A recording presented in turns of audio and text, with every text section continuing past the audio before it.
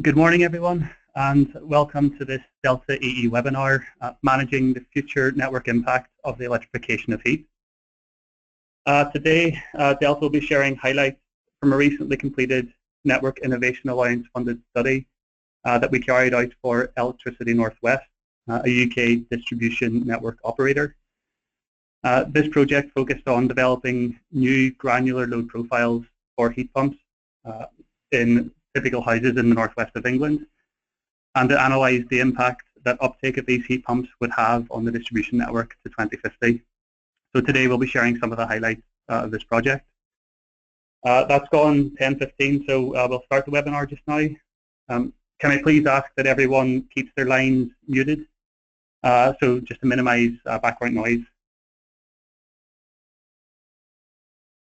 And if you would like to ask any questions during the webinar, you should see on the right-hand side of your screen a chat function or a little window where you can enter some questions. At the end of the webinar, and if time permits, we'll try to group some of these questions into key themes and address some of those questions.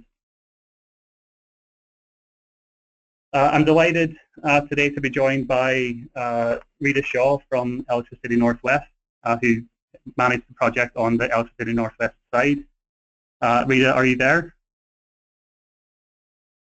Yes, here I am. Thank you for organising today. Great.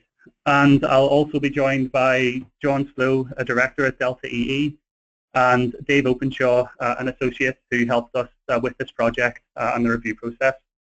Dave and John, are you both there? Yeah, good morning everyone. This is John Slow from Delta. Similarly, good morning everyone. Dave Openshaw here, Millhouse Power. Great. So yeah, we'll be hearing from Rita, John and Dave throughout the course of the webinar as well. So in terms of what we want to cover today, we'll start by just a brief introduction to Delta EE, and also we'll hear from Rita just introducing Electricity Northwest and also the scope of the project that we carried out. We'll then get into the meat of the project and look at the load profiles that were generated for this project and the methodology behind generating those profiles. We'll then look at we considered 3 different scenarios for uptake of heat pumps in the northwest of England. So we'll look at that and the impact that the load profiles are generated and those uptake rates mean on the network. We'll then look at the impacted optimization of the operation of heat pumps and what that could mean for additional impacts on the network if the operation is modified to support other stakeholders in the energy system. And then finally, we'll just finish off with a brief summary of some of the key headlines from this project. And we'll try and take 1 or 2 of the questions that we get submitted throughout. So the webinar should last 45 minutes and we'll aim to be finished by 11 o'clock sharp. So briefly, I'll just start with a really short introduction of Delta EE. This diagram on the left-hand side, many of you may have already seen, and it illustrates the utility value chain. And our Delta's role in this is we focus on the customer end of this value chain, and it's our mission to help companies understand the transformation of the energy system from a centralized power generation and commodity business to a more distributed, customer-centric and service-orientated business. We work primarily with 2 main company groups, so energy companies, so the utilities, the network companies, and the companies that we broadly call manufacturers, so technology developers, boiler manufacturers, heating appliance manufacturers, etc. And we work with a number of other types of customers, policymakers, investment banks, etc. In terms of what Delta does, we split our work into subscription-based research services, which you can see there on the left-hand side of the screen. And we also offer bespoke consultancy, which this project is an example of. And we also run a number of invitation-only summits throughout the year on certain topics. So I'll now hand over to Rita Shaw from Electricity Northwest to briefly introduce Electricity Northwest and the scope of this wider NIA project. Thank you, Stephen. Electricity North West is a licensed distribution network operator, or DNO. We own and operate and maintain the North West of England's electricity distribution network, and although this project has been tailored towards us, we think the results are relevant for all the DNOs in Great Britain and also our colleagues in Northern Ireland. We are one of the 14 DNO licence areas, and we take a forward-looking and innovative approach as a priority area for us, and this was recognised by our regulator Ofgem with the highest percentage funding for any DNO for network innovation allowance projects in the current price control. Going to the next slide, looking ahead to 2030 and beyond, we'd identified that residential electric heating could be a major addition to peak load and investment requirements on our network in the long term. But electric heat is also a major uncertainty in that peak load growth. In the past, domestic heat pumps have often been characterised as one homogeneous group, all the same, ignoring variety in heat demand by house type, how they'll be operated in future, and how their operation could be influenced by suppliers or system operators. So we chose to work with Delta to help resolve that uncertainty so we can develop our network and our services to meet future customer needs. Delta's work on electric heat feeds into a wider Network Innovation Allowance, or NEA project, called Demand Scenarios with Electric Heat and Commercial Capacity Options. Apologies for the excessively long name. The remainder of that project is what we're developing largely internally ourselves, and we're completing over the last year, and will be finished later this year. That NEA project has two aims. Firstly, it develops improved peak load scenarios by substation, not just reflecting changes in electric heat, but also summer air conditioning, underlying demographic, economic and energy efficiency changes, and those improved load scenarios are then used to assess commercial options to delivering capacity on our network, options such as post-fault demand-side response. Delta is contributing to elements of the scope of the overall NEA project, as shown in bold on the slide, and I'll pass back to them now to describe the aspects of their work on future load from heat pumps and the impact of heat pumps, particularly on the lower voltage part of the distribution network, which is where they focus. Thanks, Stephen. Okay, thanks a lot for that, Rita. So yeah, as Rita mentioned, the study that Delta's carried out, it's a part of this larger Network Innovation Alliance project.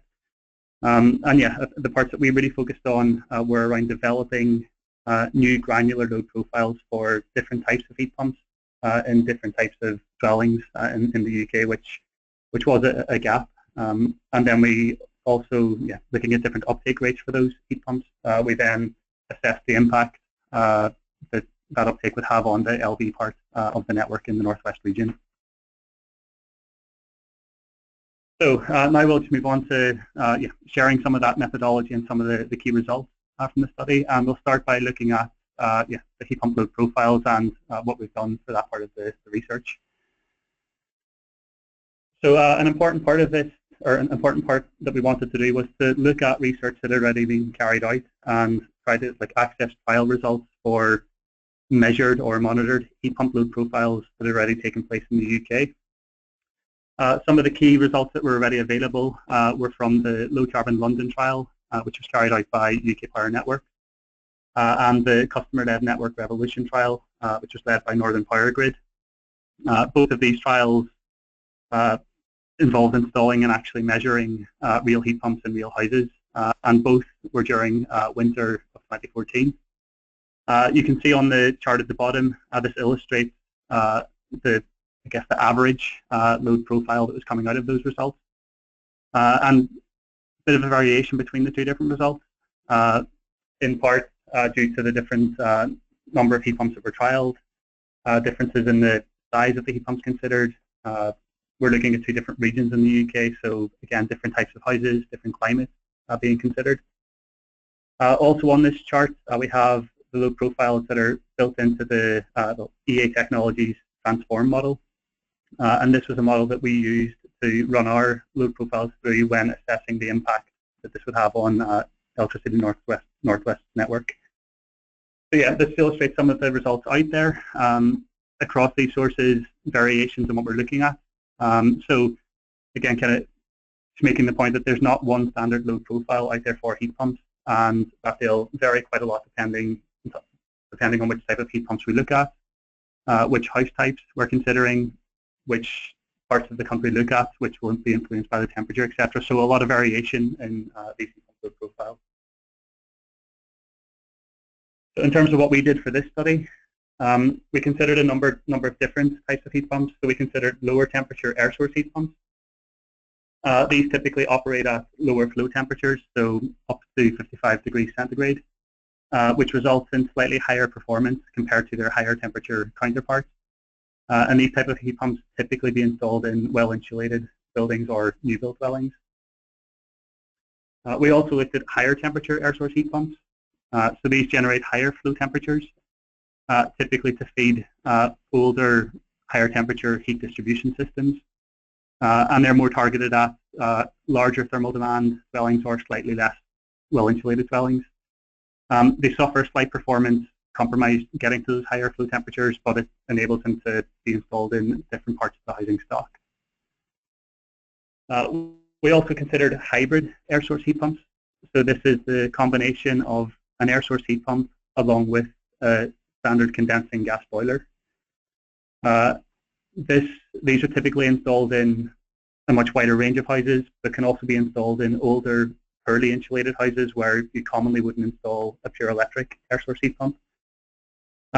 This technology is a little bit different, and it offers the ability to switch between fuel sources.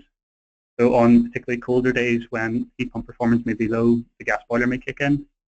On the warmer days or when there's a need for some steady continuous heat, the heat pump may operate. So some quite sophisticated controls in these systems today. We also considering ground source heat pumps, but due to the challenges of installing these in certain house types, forecasted uptake for these technologies is relatively low. We wanted to try and cover the wider range of heat pumps that we're likely to see uptake in the UK, so we decided to not consider ground source heat pumps for this study. So yeah, that's a look at the heat pump technology that we considered.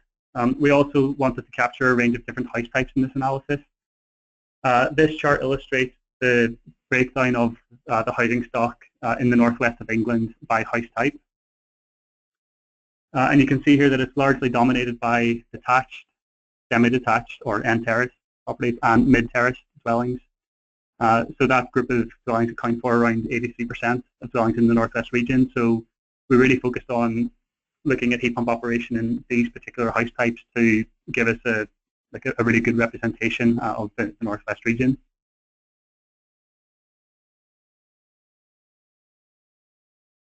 And yeah, so there's a lot of combinations that we could have considered. So there's 3 key heat pump types that we looked at and 3 or 4 different house types. But we whittled it down to looking at 6 different combinations of a heat pump in a house type. And we whittled that down based on the number of the different types of houses, but also there's a lot of constraints as to which house types are suitable for different heat pump types. So for example, you need to consider the space inside for a hot water tank. Is there enough space outside for the outdoor unit for the air source heat pumps? For the hybrid heat pump, we obviously need a gas connection for the boiler. And also the density of the housing has some issues or some constraints around how close we can have heat pumps to the next door neighbour, for example. So considering all of that, we looked at the 3 heat pumps, so a hybrid heat pump, a lower temperature air source heat pump, and a higher temperature air source heat pump in a semi-detached property. We considered a hybrid heat pump in the very old mid-terraces, primarily because these are old leaky dwellings, low efficiency, so you may need a boiler to help heat the house on those really cold days. Similarly, we looked at a hybrid heat pump in a large detached, so again, very high thermal demand, need for some quick heat or peak heat on certain days, which the boiler is more suitable to providing. And finally, we looked at a lower temperature air source heat pump in a new build. Looking out to 2050, there'll be a lot of new builds in the northwest region, so we felt it was important to capture that variation also. And another key difference, or another thing that we really wanted to explore within this study, was the impact of the outside temperature on the performance of the heat pumps. So that the outdoor temperature, it significantly influences the COP, or coefficient of performance, of heat pumps. So we wanted to look at on an average peak winter day. So this is where the average daily temperature is around -2 degrees. We wanted to just look at what impact that would have on the load profiles of the heat pumps. On these days, the heat pump would typically run during the morning and evening heating periods. And the backup heater may kick in sometimes, but typically the heat pump's able to deliver most of the heat in the house on those average peak winter days. But we also considered a 1 in 20 peak winter day. So on these days, this is when the average daily temperature is -5.5. So a very, very cold, extremely cold winter day. Typically, the temperature doesn't rise above -3 degrees. In this instance, for air source heat pumps, the backup electric heater operates quite a lot. And for hybrid heat pumps, typically the heat pump won't operate, and we switch into boiler only mode. So one of the reasons we looked at these two different climate days was over the last years that we've done more and more work for network operators. We've understood that the gas network is designed to cope with a 1 in 20 winter because the gas network carries the vast majority of the heating demand in the UK, whereas the electricity networks are typically designed for the average peak because the electricity networks are less sensitive to outdoor temperature because they carry only a very small part of the heating demand in the UK. If, however, we see significant transfer of heat load from gas networks to electricity networks, then in the future we would expect electricity networks to have to be designed and regulated to cope with a 1 in 20 winter. So we saw it was really important not just to consider a typical winter day or the average coldest day, but the 1 in 20 day. And the temperature data here is sourced from actual historical temperature records of a 1 in 20 winter day in the northwest region.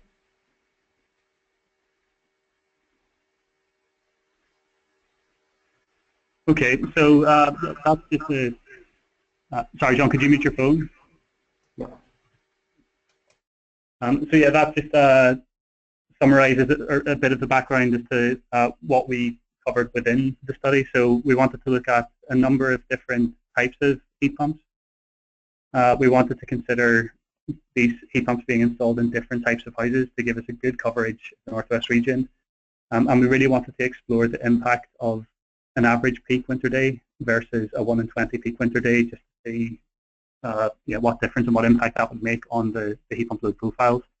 And this is something quite different from the trials that have already been carried out in the UK, where the winters that were looked at were relatively mild. It's primarily air source heat pumps that were considered.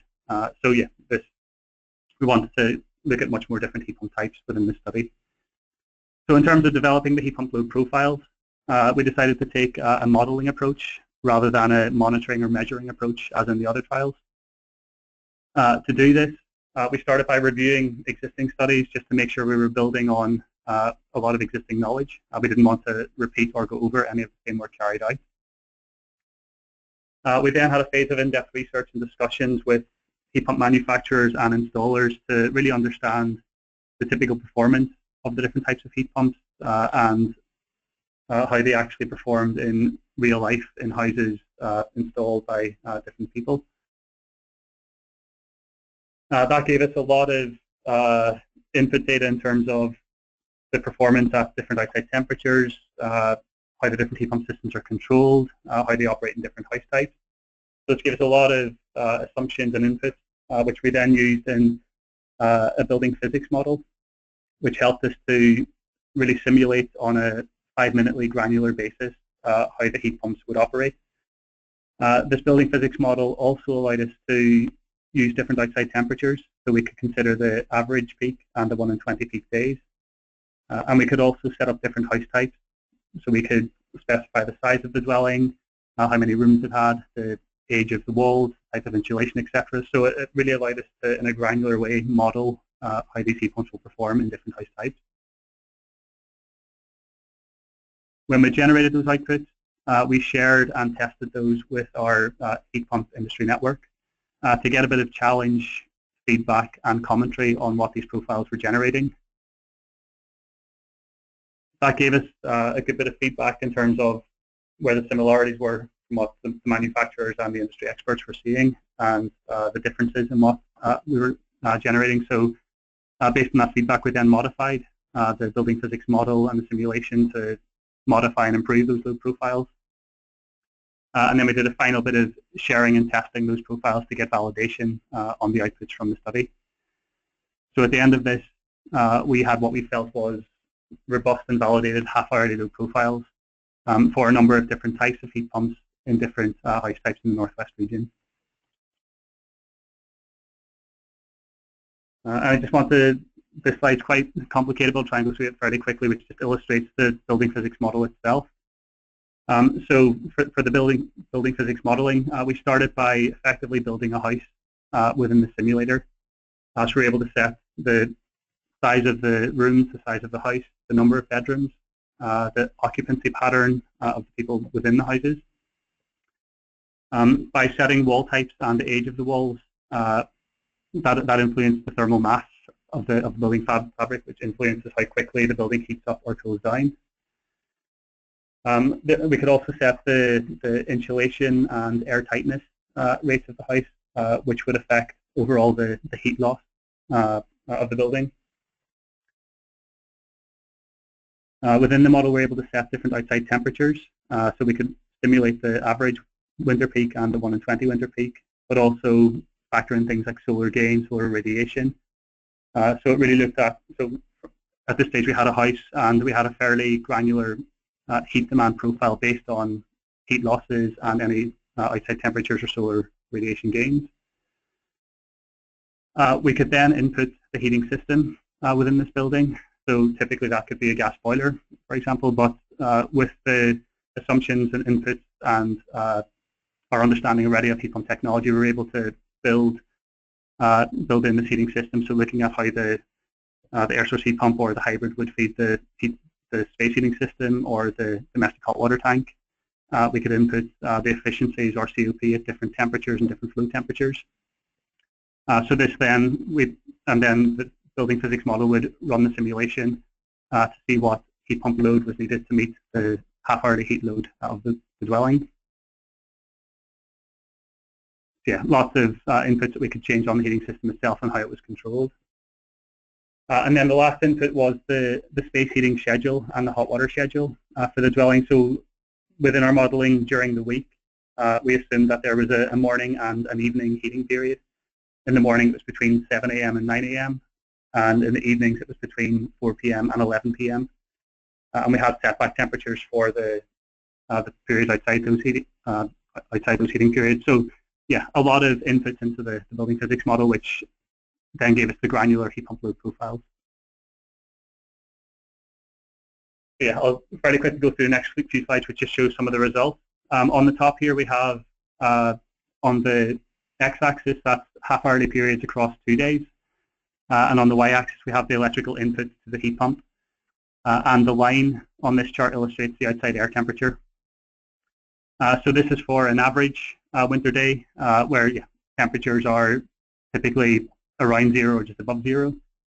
And here we're showing 2 days, a weekday and a weekend day.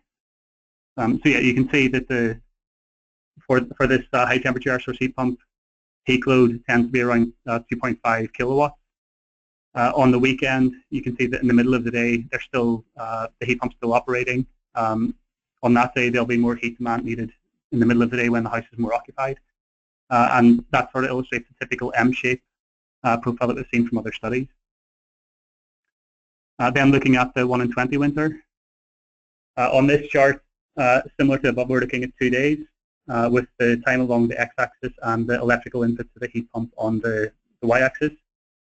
But this time we have blue and purple load. So the blue load is the electrical input to the heat pump, The purple illustrates the electrical input to the backup heater.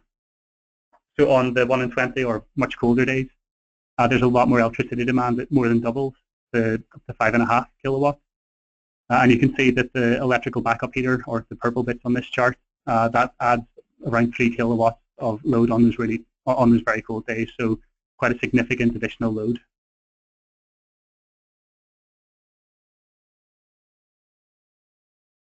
This chart illustrates again, and it's comparing for a higher temperature air source heat pump in a STEMI, the load profile on an average peak winter day versus a 1 in 20 peak winter day. So the dotted line here is the 1 in 20. And you see on the average day, well, going from an average to 1 in 20 peak winter day, we're adding 3 kilowatts of additional load, and that typically occurs at peak times. You can see as well during the 1 in 20 days that we have a lot more preheat in the morning period. So from midnight to 5 a.m. you can see there's a lot more load going into the heat pump as the heat pump tries to preheat and get the house up to temperature before the occupants wake up.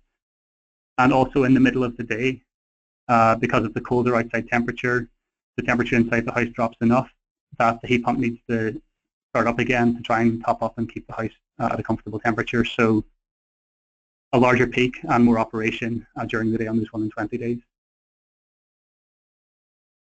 I'll skip past this chart, which is showing a similar result but for a lower temperature air source heat pump. And yeah, I think one of the really interesting results that came out of the study for us is when we look at hybrid heat pumps. So again, this is a similar chart to what we've seen before, where the dotted line, which is along the bottom, is the heat pump load on the 1 in 20 winter day. And the solid line is the heat pump load on the average peak winter day. On the 1 in 20 winter days, because the outside temperature is so cold, the efficiency of the heat pump part of the hybrid is compromised, so it switches off and the system runs only in boiler mode. So that results in, well, effectively the load from hybrid heat pumps falling by 2.5 to 3 kilowatts on those really cold winter days. But there will be a temperature between the 1 in 20 peak and the average peak where the hybrid heat pump switches on or off. So if there's lots of these systems on the network, there may be suddenly a massive spike in demand, or the other way, there may be a large drop in demand depending on those outside temperatures and how the control system is set up. Just to finish off in this section, I want to just compare overall the 6 heat pump house type load profiles on the same chart. So at the top here we have the 6 profiles for an average peak day, and you can see there's quite a lot of variation between the different profiles. Like we do have the morning and evening heating blocks, but they're different shapes, different heights, which just really illustrates that there's not one standard load profile for a heat pump in certain houses. So it's just interesting to show as it illustrates the variation. And then looking at a 1 in 20 peak winter day, again, with this chart illustrates all 6 of the heat pump load profiles. The dotted lines at the bottom are for the 3 hybrid heat pump types. So on this really cold day, they don't operate. But for the 3 air source heat pump types, with the backup electric heater kicking in, the load profiles are typically 3 kilowatts higher than they are on the average peak winter day. But again, still some variation in terms of the height of these charts, how spiky the charts are, etc. Stephen, we've had a couple of questions which or quite a few questions. I'll address a couple of them quickly. One is what building physics platform do we use? And we worked with there's a couple of established building physics model providers. We worked with one company, Design Builder, to work collaboratively with them to adapt their model for us to work with. And a second question, so questioning why we didn't include ground source heat pumps. We would like to, we had to make some hard choices in terms of how many combinations we looked at, and today there's a relatively low take-up of ground source heat pumps. We do, however, recognize that that could change, and one of the big advantages of ground source heat pumps is they have a higher efficiency, a higher seasonal performance factor, and also their performance doesn't drop off so much as doesn't drop off as the external temperature falls. So on really cold days, they operate with the same efficiency as on other days, or similar efficiency. So yes, we would like to have included ground source heat pumps. We had to make some choices in the project. and if their take-up increases significantly in the future, then they'll have less impact on networks than air source heat pumps for sure. Okay, thanks, John. Okay, so that's the development of the heat pump load profiles for the project. Running a few minutes behind, so I'll try and skip over some of the slides in the next section. But in this section, we look at the uptake rates for heat pumps under 3 different scenarios, and then the impact that this has on the distribution network in the Northwest region. For this part, we use, as I mentioned before, EA Technologies transform model. So we fed into this our heat pump load profiles and our uptake rates for the different heat pumps. And the transform model simulates the network, and it's been scaled down to look like Electricity Northwest network for this project. But yeah, it basically simulates the network and generates the investment costs required to upgrade the network to meet the load that we've simulated. So we considered 3 different uptake scenarios for the study. We used, we had a delta reference scenario, which was uptake in the Northwest region of heat pumps that we think will happen in reality to 2050. But we also used a high scenario and a low scenario, which was aligned with Transform's interpretation of national DEC heat pump forecast for a higher and a lower heat pump uptake scenario. Under the reference scenario, we get to around 1 in 5 dwellings with a heat pump in 2050. In the low scenario, we see around 5% of homes with a heat pump. But under the high scenario, we get to almost 50%, or 1 in every 2 houses having a heat pump by 2050. I'll not focus on the next few slides, but this just illustrates the breakdown of that heat pump uptake by the different heat pump types. Under the reference scenario, it's that we get to around 1 in 5 houses having a heat pump, and that's around 1/3 hybrids, 2/3 air source heat pumps. In the low scenario, it's around 1 in 20, or 5% of dwellings have a heat pump. Again, a similar breakdown to the reference scenario, where around 1/3 of dwellings have a hybrid, 2/3 have an air source. And under the high scenario, where it's 1 in 2 homes have a heat pump, it's a little bit more equally split between hybrids and heat pumps. And these scenarios were developed considering technology development, so how technology costs will evolve, how the performance of the technology will evolve. We also looked at how policy would develop, so what kind of incentives or support would be available to 2050 for the different technologies. We considered the push from the industry, so how active or how proactive will manufacturers and energy companies be in pushing these technologies to market. And finally, we considered customers and installers, so how likely are they to engage with these technologies, how likely are they to install them in dwellings. Another important part of the analysis at the stage was diversifying the operation of the heat pump load. So again, there's a lot of research on diversification of other types of heating systems or electrical appliances available, but there's almost none carried out on diversification of heat pump operation. So we looked at a number of different studies. So DEC had a study on the assessment of heating controls and the impact that had on domestic energy demand. Loughborough has done some research around the occupancy pattern and when heating systems are switched on in dwellings. And we've had access to some data from National Grid, which illustrates the timing of when heating systems switch on, or the timing of when gas demand increases in the morning and the evening periods, which we used as a proxy for when heating systems switch on and off. What this enabled us to do was to, for different periods of the day, come up with what we call a diversification factor, or I guess a coincidence factor of the share of dwellings that will have their heating system switched on at that period of the day. We then map this onto our heat pump load profiles as a way of, we know not all heat pumps will be operating in exactly the same way at exactly the same time, but this allowed us to say whether it was 80%, 85%, 90% of heat pumps that are likely to be switched on at that particular time of the day.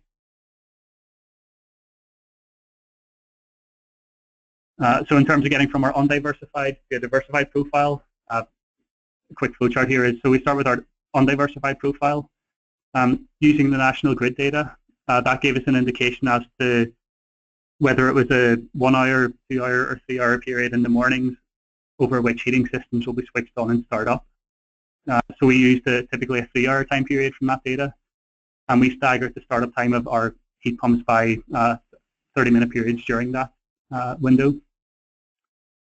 By averaging that staggered startup, that gives us an average load profile from when heat pumps start up in a staggered approach.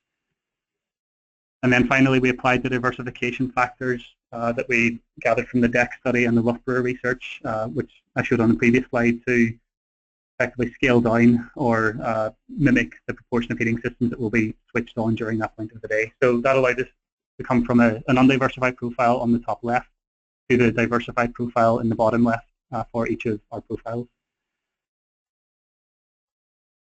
Dave, do you have any comments on that? Well, just quickly to say, Stephen, this is one aspect of the study which I was particularly pleased to see, because the big question for network operators is all around what diversity you can assume.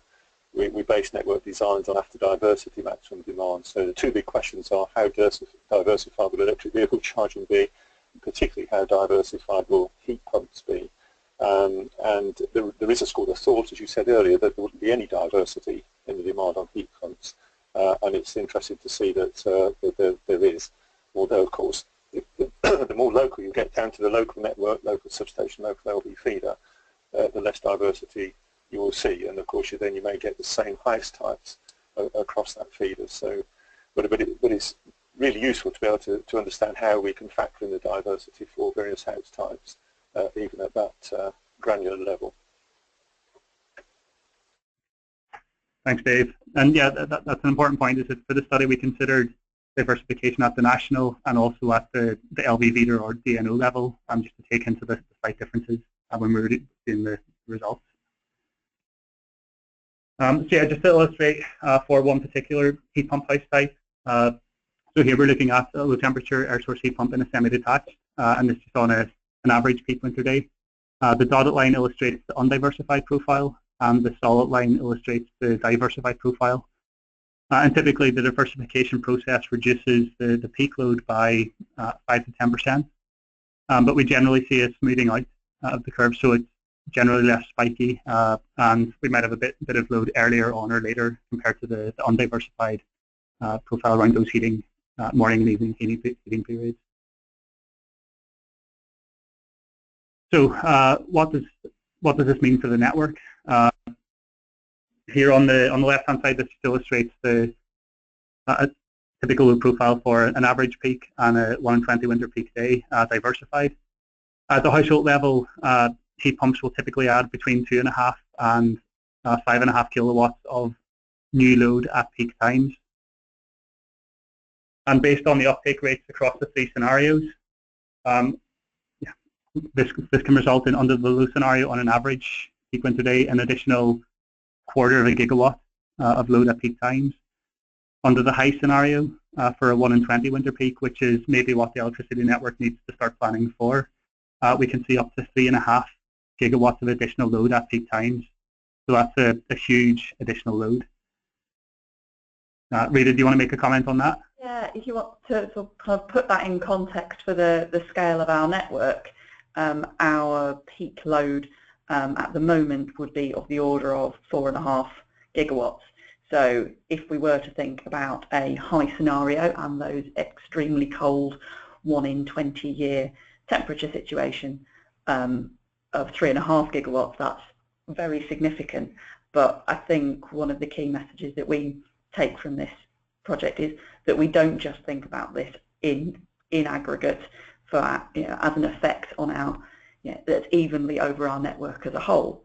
It's the local impacts of this relatively non-diverse load on our low voltage networks, which is where we think there's most significant impact. And the cost analysis, which comes in the later slides, is particularly focused on those LV parts of the network where it's appropriate to take a more generic approach. In terms of the numbers here don't particularly reflect, well, they don't reflect the cost analysis for the higher voltages and extra high voltage aspects of the network, which would be pretty significant if we are adding for 3.5 gigawatts by 2050. Okay. Thanks, Rita.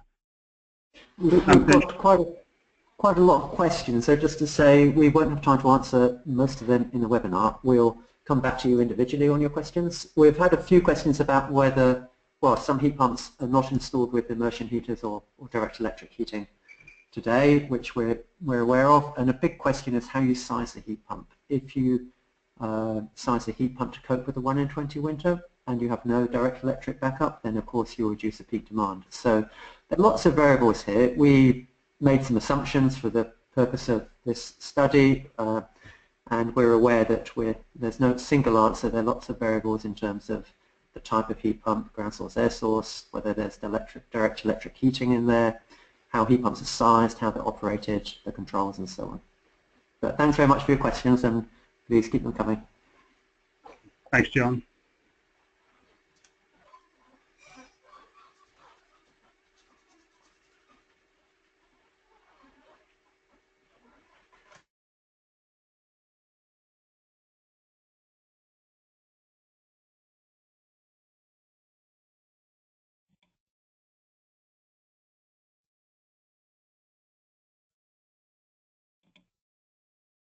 Right, Stephen, it's gone quiet from my end.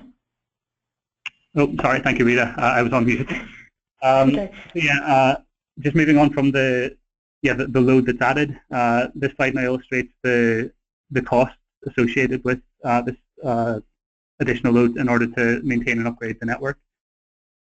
This chart illustrates time along the x-axis, and on the y-axis we have the number of interventions required on the network. So these interventions may be replacing or upgrading a transformer, or replacing some of the feeders at the LV level. Under the reference scenario, the total investment required for this is around £340 million by 2050. Under the high scenario, this results in an investment of around 3.3 billion, so a huge investment by 2050. And these results came out of the transform model. So as I mentioned before, we input our heat pump load profiles and the uptake rate, and the transform model simulates the impact that has on the network and the investments required to support that new load. So yeah, huge investment if the high scenario becomes reality for ENWL. This chart illustrates the timing of that investment. So on the y-axis illustrates the investment required for a 4-year period, and you can see there's already hundreds of millions required by 2022, or the end of the real price control period, the first one, and there's hundreds of millions again required in the second price control period. What's interesting as well, and from the transform model, it helps identify where the investments may be required and where the issues may occur. So a lot of the issues that we see for this scenario is on the suburban street feeders. So this is typically the semi-detached and detached dwellings. So a lot of investment required up to the mid-2030s. And then later in time we see other parts of the network becoming strained and needing a lot of investment as well. I'm conscious of time and want to try and finish shortly, so I'll very quickly go through this final section of the results, which was up to now we've looked at the heat pump load profiles and if these are installed in house dwellings, what impact would that have on the network. But we know that there's other stakeholders in the energy system, so National Grid trying to optimize the overall transmission system, the generation companies, there'll be a lot of renewable energy coming onto the system, so we want to look at the impact of optimizing the heat pump load profiles to absorb and make the maximum use of lower cost renewable electricity generation, and then see what impact that would have on the distribution or the LV network. So yeah, in order to do this, we took the diversified load profiles we had at the national level. We looked at the flexibility parameters that heat pumps could allow in terms of storing hot water in hot water tanks or preheating the house to try and shift some load earlier in the day, for example. We worked with National Grid, or we worked with Imperial College very closely on this. So they helped us, or with our load profiles, they were able to simulate and optimize the national energy system, maximizing the use of renewable electricity generation to try and minimize the cost of running the system excluding the DNO level. So they simulated that and generated optimized heat pump load profiles from a system level, which we then were able to use and run through the transform model to measure the additional impact that this would have on the distribution network level. So this chart on the top, we're looking at a hybrid heat pump, and it's actually dwelling on an average peak winter day. The dotted line is the unoptimized heat pump load profile, and the solid line is the optimized heat pump load profile. So you can see here that in this instance, the peak load actually increases. So the heat pump is run more during peak times to try and absorb some of that lower cost electricity generation. At the bottom, you can see on the 1 in 20 winter day where previously the heat pump wasn't running in the hybrid because it's too cold outside, because the electricity is lower cost and because of signals from the system to switch on the heat pump, we're seeing an additional 3 kilowatts of load on those days. I'll skip over this slide. And then in terms of what this means for the network, this chart illustrates again the interventions required on the network from the transform model. Typically, optimization results in more interventions being required, and these interventions typically be brought earlier in time. So it requires more money overall to invest in the network and action to happen earlier in time. By 2050, we see around 25% more interventions required on the network, so that's more transformers needing to be upgraded or replaced, more feeders put in place. And the result of that is an additional 100 million pounds of investment on the network. Here we're looking at this, illustrating for the reference scenario on a 1 in 20 peak day, and that results in about a 30% increase in the investment required by 2050, so a significant additional investment. Under other scenarios, we considered the investments a bit lower or a bit higher, but still generally it suggests that if the heat pumps are optimized for the system level, not the DNO level, this could make the impact of electrification of heat worse at the low voltage level. So that's some of the key results from the study that we've done. Just a few points to summarize are coming out of the study is that we think heat pumps will be adding around 2.5 to 5.5 kilowatts of additional load at peak times per household. In Electricity Northwest region, this results in like 0.25 of a gigawatt up to 3.5 gigawatts of additional load on the LV network at peak times, so it's a huge additional load. Transform model suggests this could require investments of up to hundreds of millions to billions by 2050, so significant costs to support this. And to put that in context, that was also assuming correspondingly sensible levels of the other technologies, like, for example, electric vehicles also requiring network capacity at the same time. So it does take take account of the fact that it's not just heat pumps using our network. Yeah. No, thanks for pointing that out, Rita. And then the final point, number 4, there is around the optimization. So if other stakeholders can influence the timing of operation of heat pumps, the summary is that it will worsen the impact for the DNO if the DNOs don't also get involved in trying to influence that operation. And I think what overall we've shown here is that there's a lot of issues affecting the impact of electrification of heat on networks. We've had more questions coming in, which is great, some about whether we've considered recent DEC data that's been published, which we weren't able to do due to the timing of that publication. So I think in this study we've gone a considerable layer deeper in terms of looking at the impact of electric heating on networks. There's more work to do, there's still uncertainty over some topics like diversification that we've talked about. But as we grapple with the challenge of how to decarbonize heat, and electrification looks like it's going to be a key element of meeting that challenge, then we hope this work has moved the understanding forward on that impact, and we look forward to the next years of keeping learning and keeping developing the knowledge and supporting the UK in how electrification can decarbonize heat and how the impacts on networks can be minimized. Dave, is there any sort of final observations from your side in terms of having worked in the network industry for many, many years? No, I think Rita's pretty much covered covered that. I think it also fits neatly with the future power system architecture work that we've been doing, and the launch for that is next week. You know, in particular, understanding, you know, ultimately what the arbitrage options are around gas, electricity, heat networks, and so on and so forth. So I think this is a valuable contribution to that bigger piece of work, understanding arbitrage opportunities both in supply, the way electricity, the way energy is generated, but also the way that energy is used. Thanks, John, and thanks, Dave. Well, I'd like to thank everybody for taking the time to join us this morning and for listening into the webinar. If you'd like a copy of the slides, please do email myself or Rita for the presentation. It will be available on Delta's website and also on ENWL's website shortly. We'd be delighted to speak to you by phone as well, or present some more of the results in detail to you if you're interested in that. And I'd like to point out that the full report and executive summary for the report is already available and up on ENWL's website. So the links there on the right-hand side of the slide. And yeah, I've just kind of highlighted where you can download those from. So yeah, I think that. And the diversified profiles by heat pump house type are also already on our website. Great. Okay, thanks, Rita. And yeah, as John mentioned, there are quite a lot of questions which you haven't got a chance to answer, but I will follow up separately on that. So yeah, I'd like to thank everybody for their time this morning, and yeah, hope you have a nice afternoon. Thank you all.